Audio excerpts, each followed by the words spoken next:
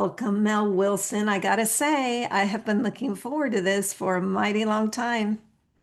Well, thank you. I gotta say, I was like, what am I doing? Mel and I met, we're in the same cohort of coach training, and I remember the first moment I saw you walk into that conference room, and I was like, wow, okay, yeah. Really?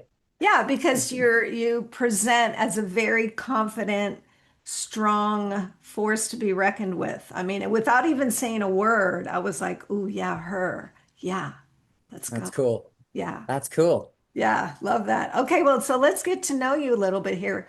What three words would you use to describe yourself? Uh, Fun, loyal, and loud.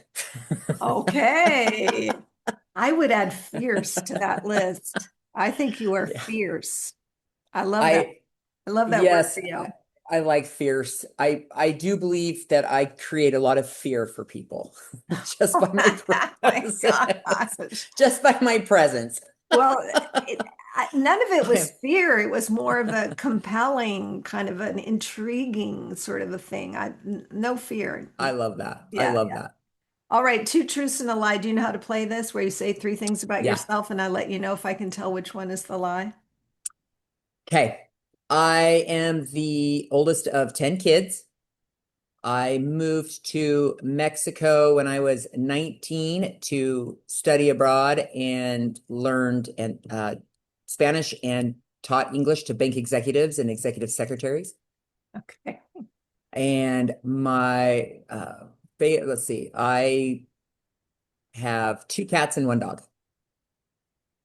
Okay, sadly, my dog, not sadly, my dog has decided to bark, but we're going to try to ignore her right now. Okay, so two truths and a lie. Oh my gosh. Okay, you're the oldest of 10. And yeah, so I've got two things there that like, oh gosh, you might not be the oldest and it might not be 10. So already you've got two things. You moved to Mexico to study abroad at 19, and so we've got a number there. Then we also have a lot of extra information about who we were teaching English to. So all of those details could have been adjusted. And then the two cats and one dog. I know you have cats. I don't know how many, and I believe you have a dog, but I don't know if it's just the one. So I'm gonna go with number two. That there was a lot of extra detail in the Mexico thing that might have, I don't know, how'd I do? Uh, I am the oldest of five. Oh, okay, that's the lie. The oldest of five. Hmm. Okay, because some people have big families. Okay, so all of that stuff about Mexico was true, moving there Hmm. to at 19 and Hmm. teaching English. And then Hmm. you do have two cats and one dog. Okay, Hmm. see, look how good you were at this game. Love that. Okay, Mel, one of your favorite movies of all time, because people get very tripped up on this, like they've got to have a favorite. It's like, no, no, no, just one. Oh, I have a favorite, The Matrix. Ooh, Hmm. how interesting. And why is that? So The Matrix, I remember I just had shoulder surgery, and a friend of mine from work was like, "Let's go and see a movie. You seem pretty depressed," because I was stuck at home. I didn't know anything about it, and it was so just just new and edgy, and the whole thought of how the brain works and what we believe to be true and what we really believe our reality is, and how we could just become robots. Ooh, And besides all interesting. the special effects, because everything new since then is all because of what the I think it's Chakowski brothers did. That was so new, that technology and that just the movement and everything. It was just, and the music was, it was just my favorite movie. Well, and I was in love with Oh. Keanu Reeves. I mean, there was nothing about it that I didn't like. Oh, I love that. I love that. And yeah, it does kind of would like a paradigm shift or something with the Hmm. whole, yeah, yeah, yeah.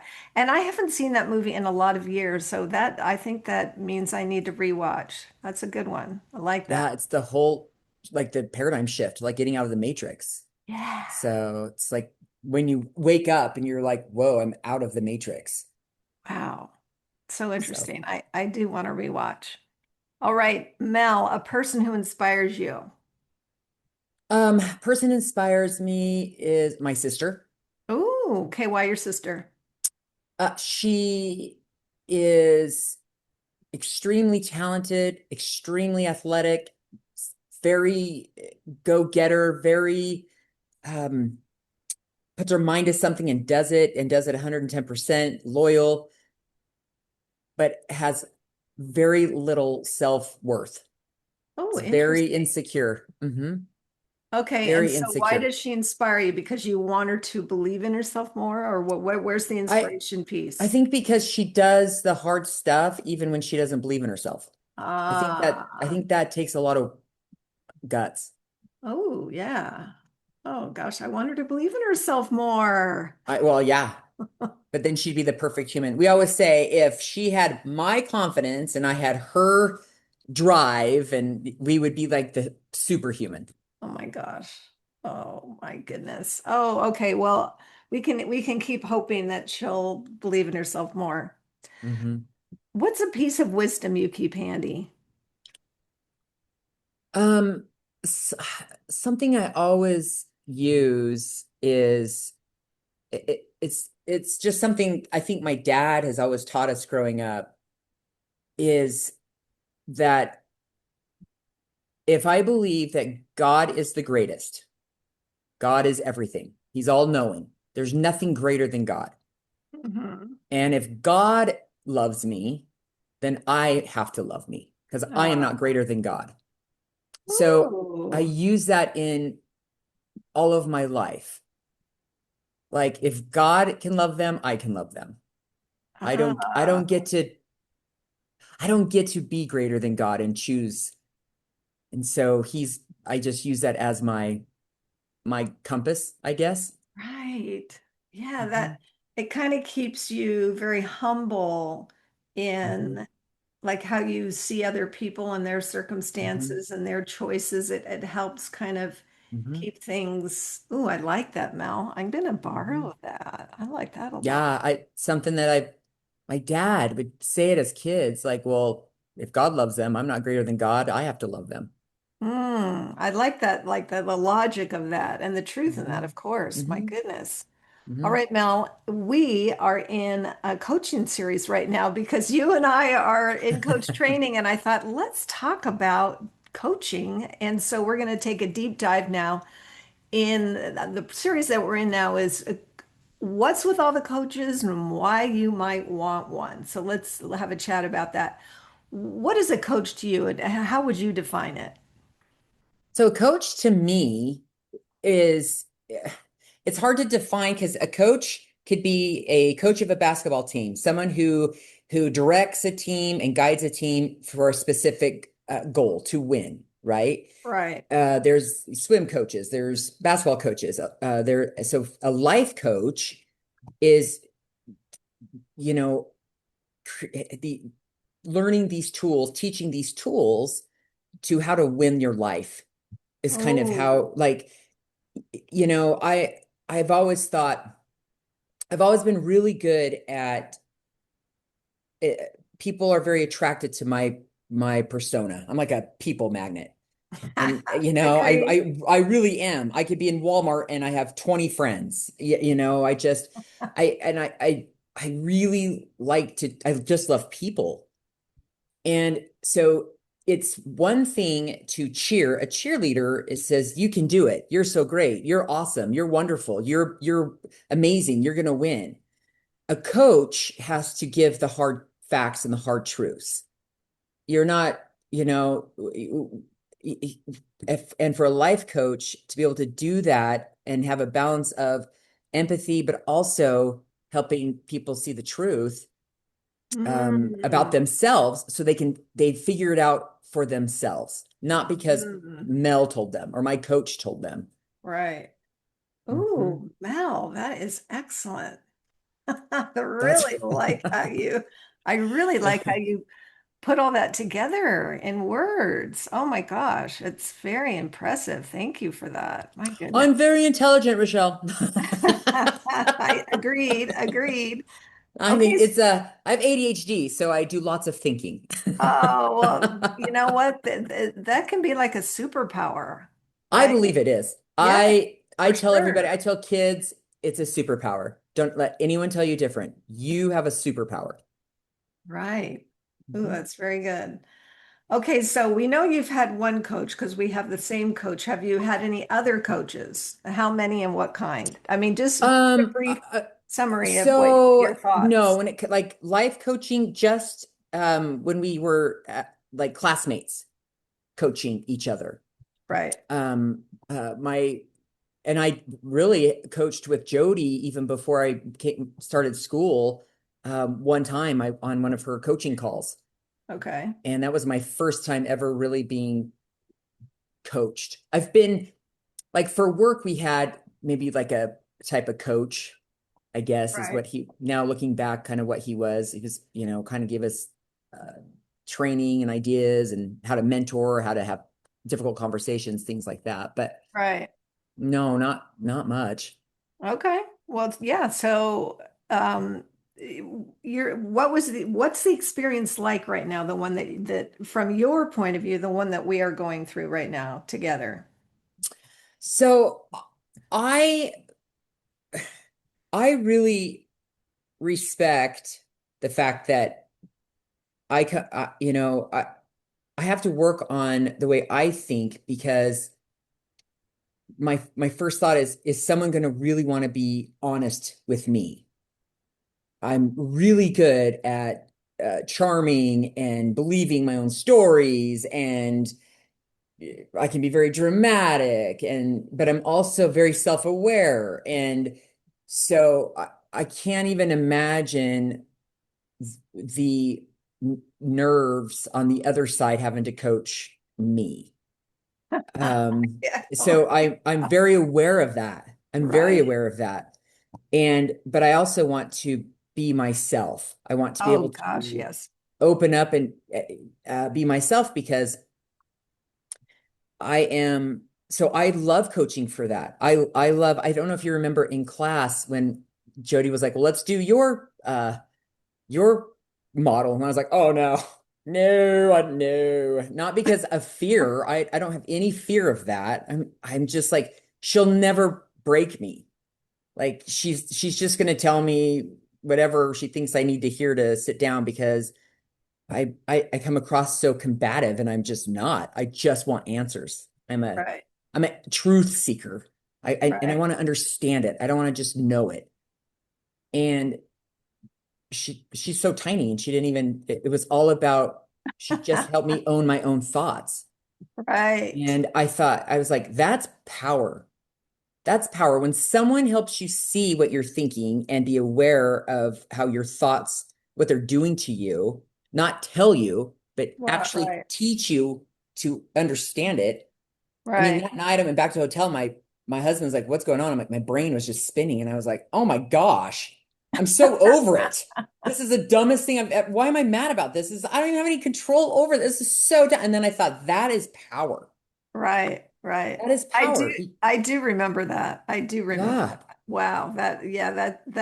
Yeah, there's a whole mind-bendy thing that happens for me and maybe for others too when you recognize that your reactions are not based on the circumstance, but your thoughts about the circumstance. I mean, that yeah. still is really And it's mind blowing because I just, thoughts are power. hmm And if you think about it, like in the eternal perspective, if there's only one thing we have that people cannot take control over, nobody can take control over.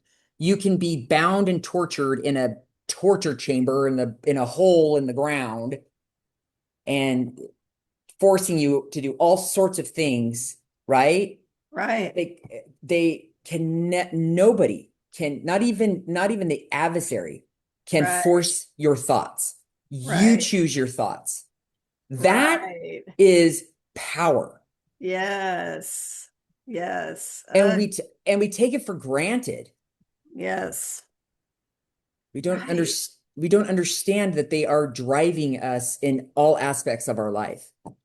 And Yeah. most people are afraid of their own thoughts, or they don't trust their thoughts, or they think that they need to have thoughts of that other people have, Right. Right. right? Like Yeah. I need to think like them so that they like me. And Right. I've always been the person that's been like, I don't understand why everyone likes me so much because I don't think like you.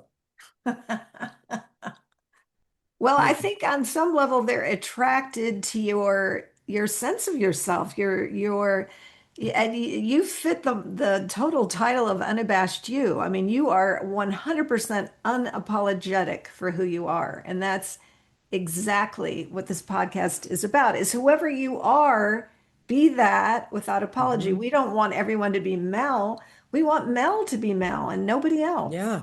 Right. Yeah. And I love people to be them.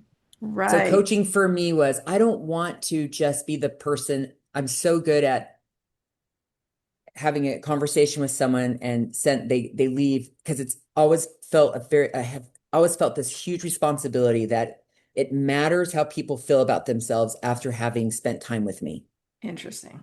And I'm like, okay, not that I'm responsible for how they feel, but it really is important to me that they feel good about that experience themselves with me. So I wanted the tools to help them feel that for themselves, not just because Mel says so.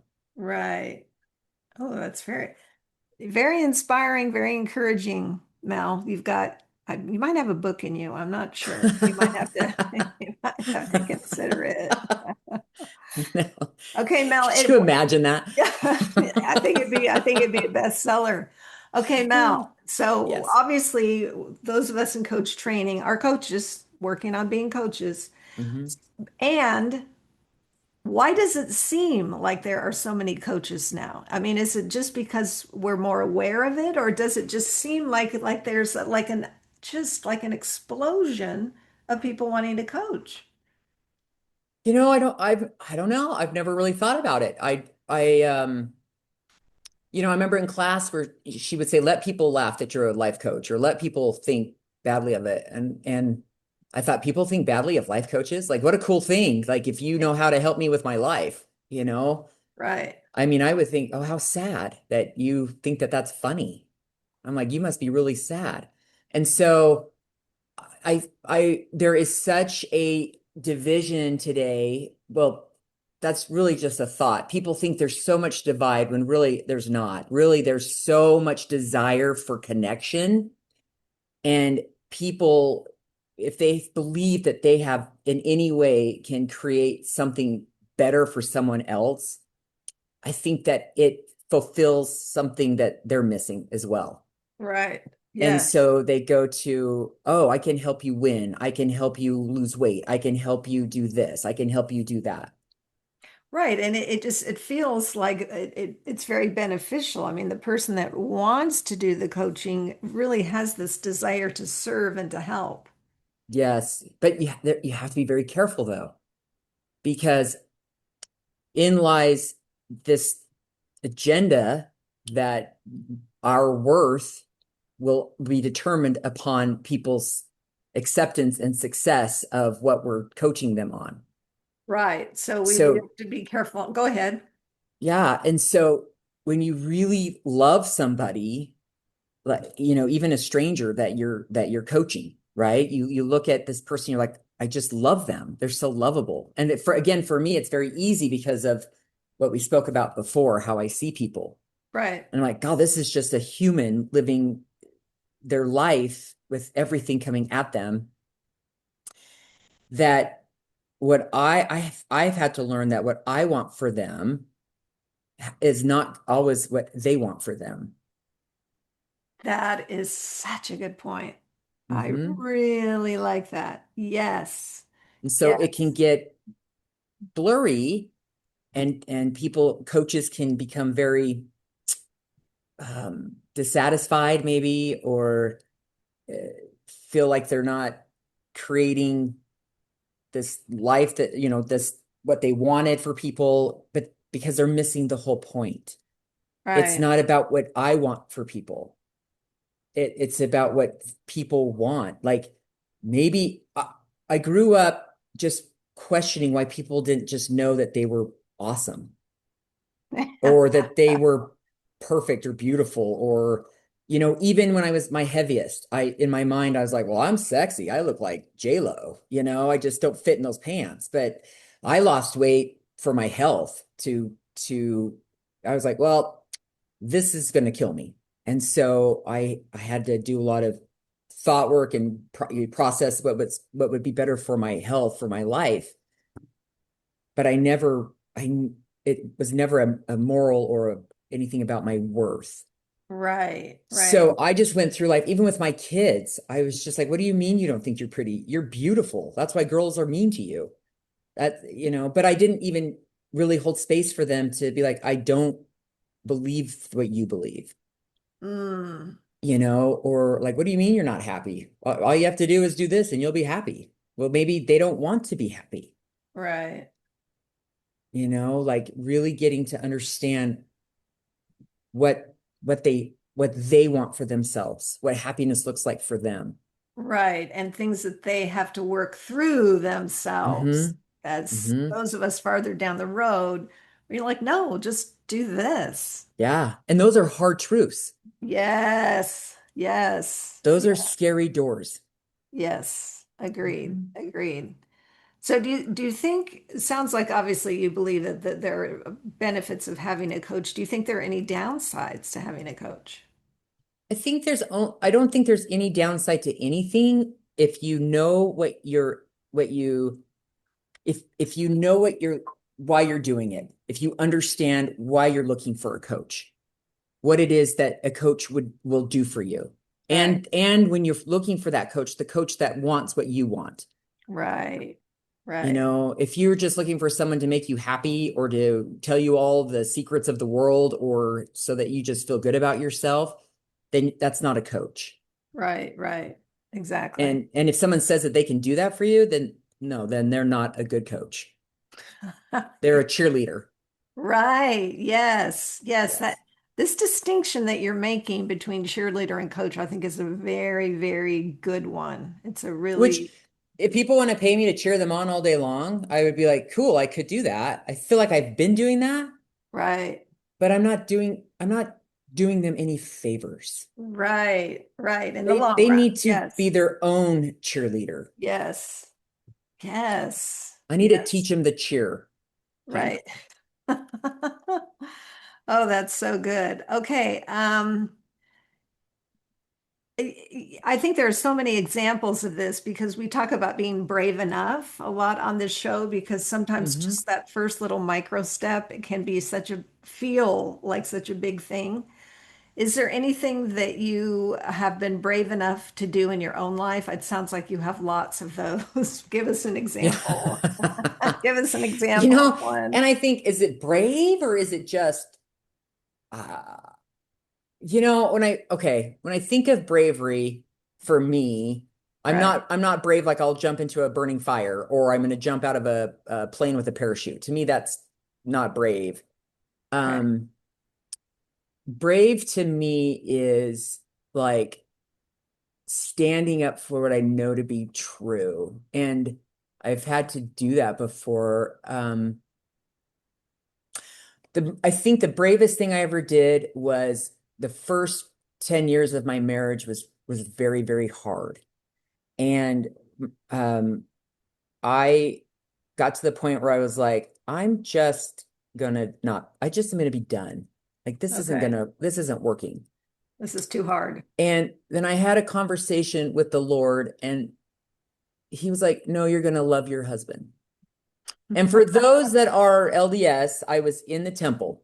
So with my mom, and I don't know, Rochelle, are you LDS? Are you I am familiar with not the LDS, religion? but I'm very familiar Okay. with LDS, and I've been to our local temple a couple different times with a good friend of mine. Yes. Yeah, it's a great place to meditate. And so I went with my mom and I was in like a room where you just it's beautiful and you just meditate. It's all quiet and very just it's like perfection, right? It's just very quiet. And I was like, God, I'm going to divorce my husband. And he said, no, you're not. He said, you can, but uh, love him. Just love him. And I'm like, but I don't love him. So in my mind, I'm having a fight with God. And most people, when they talk about their temple experience, they're like, oh, I had this amazing experience and I felt so warm and full of love. And I was mad. And I was like, no, I do not want to love him. I hate him. It's too hard. I'm just done. And he says, well, there's a lot things in life that are hard. Mm-hmm. He's like, so what are you gonna do? You're gonna love your husband. And I'm like, oh, I'm so mad. And because I've always been very rebellious, I hate being told what to do. The Oh, me only too. person that can tell me what to do and I will do it is the Lord. Yeah. Yeah. And so I left there and I'm in the car with my mom, and she said, are you okay? I said, no, I'm pissed. She's like, we just got done in the temple. Why are you? I said, because God told me to love my husband. And she said, yeah, that's right. That's what you need to do. You should. Yeah. And gosh, was God right or was God right? But that to me was very brave. That was very Yeah. hard. It would have been so Yes. much temporally easier because it didn't just get Right. easy. I just didn't go home and say, I love you. And everything was, no, it was another hard 10 years. Right. Right. So, Those things that are the most worthwhile are the things that we struggle and work the hardest at, I think, in many ways. yeah. Well, and even then, I'm like, oh, I wish I would have had the tools of Uh, happily ever after is just a story. yes. Husband comes home, kisses his wife and kids on the head, and la, la, la, la, la, and nobody gets mad and nobody fights and that's all a fairy tale. Right. Yes. But Yes. I had to go through that to learn that. Yes. Well, and that's so much of why we're here in the first place, I think, is all Mhm, those things that we learn, all those experiences we have, all those feelings that we navigate. mhm, that's a lot of the whole point, right? mhm, Oh my mhm. gosh. Is there any That is the point. Yes, that is the point. Mhm. Yes, exactly. Is there anything in conclusion, Mel, you feel like you didn't get to say that you wanted to say here in part one? Because we get to have Mel back for part two. Oh, very cool. Nope, I know I say a lot. Oh, this has been such a delight, I truly. love that. Yes. So, where can people find you if you want to be found? Because not everybody wants to be found, and I respect that. Proofnotperfect.net is my company. Proof not Not perfect. perfect Dot dot net. net. I did not even know you had something like Mm-hmm. that. Look at this. I am My getting email, to know yep, you better. Mel at proofnotperfect.net. And it's because I really thought about this. I I am proof. You are proof. We don't we don't need to be, we are perfect just by being human. Yes. God does not see us as anything but his Mhm. perfect child. Right. And the love is infinite, no Yes. matter what. Yes. And so, yeah, it's proof, not perfect. I am proof. You're proof. Oh, Mel, you have you have become so aware of who you are and all the good you can do in serving others to help them help themselves, because we've Mhm. made that distinction. And I think it's glorious that you are heeding that call, that nudge, that thing that God put in you. You're like, okay, let's do it. Mhm. You're doing it. And I love that. I love that. Thank you. You're so welcome. I didn't know I'd have to nuke my job, but that's okay. Oh my goodness. All right, Mel. Well, thank you for this part one conversation. Very My grateful. pleasure.